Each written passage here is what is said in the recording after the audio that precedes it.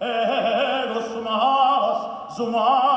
sumavas, cucaniensis.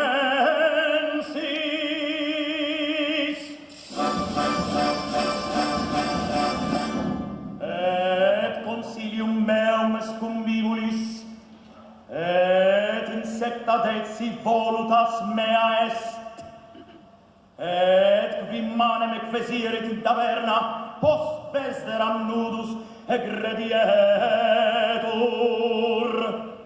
et sic denudatus veste clamabit.